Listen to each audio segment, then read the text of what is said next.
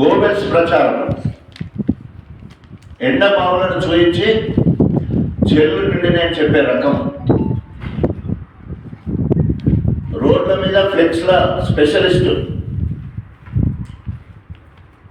కరియం అంటే కమిట్మెంట్ అట, గాడిది గుడ్డేం కాదు. కరియం అంటే అభివృద్ధి అంటున్నాడు.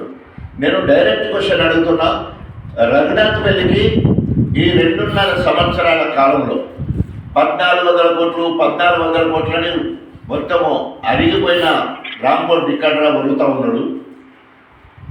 శ్వేతపత్రం విడుదల రఘునాథపల్లికి నువ్వేం చేసినావు?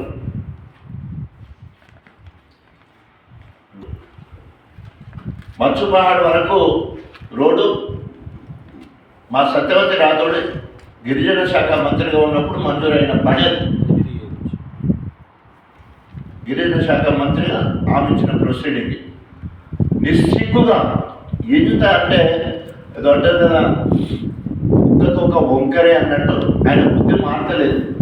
94 నుండి 2004 టీడీపీ ప్రభుత్వం ఉన్నప్పుడు ఏ రకంగానైతే నకిలీ ఎన్కౌంటర్లు చేసిండో, నిరంకుశ పాలన చేసిండో, దళితులను ఎన్కౌంటర్ పేరు మీద మరి ఈయన చేసిన హత్యలే అవన్నీ కూడా అవి ఎన్కౌంటర్ కూడా కాదు. ఈయనకి నచ్చకపోతే దాదాపు 163 మందిని ఆయన 10 సంవత్సరాల్లో పట్టుబెట్టాడు.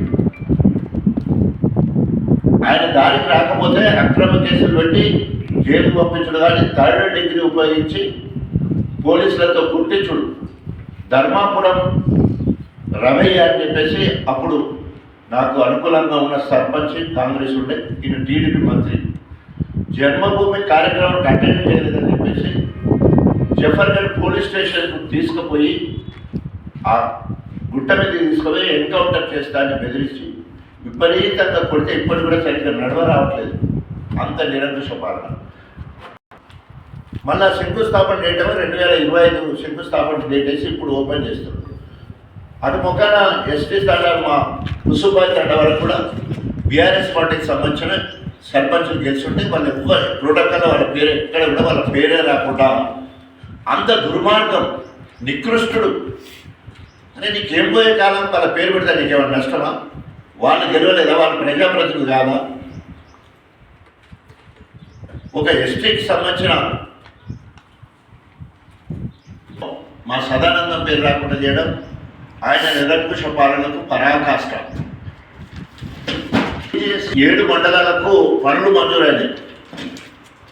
మొత్తం ఎక్కడైతే బీఆర్ఎస్ పార్టీ సర్పంచులు గెలిచిలో వాళ్ళకక్కడ పనులు ఇవ్వలేదు. ఉదాహరణకి గన్పూర్లో అక్కపెల్లిగూడెము, సముద్రాల, రాఘవపూరు, తర్వాత గిట్టగూడెం తండ గెలిస్తే అక్కడ ఆ సర్పంచ్లకు పనులు ఇవ్వలేదు. తర్వాత చిలుపూరులో కిష్టాగూడెము, కొండాపూరు, శ్రీపతిపల్లి,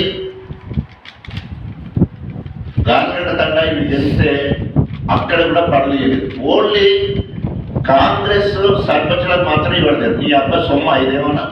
ఇది కేంద్ర ప్రభుత్వ నిధులు, ఈజీఎస్ సంబంధించిన పనులు కేంద్ర ప్రభుత్వం డైరెక్ట్ అభివృద్ధి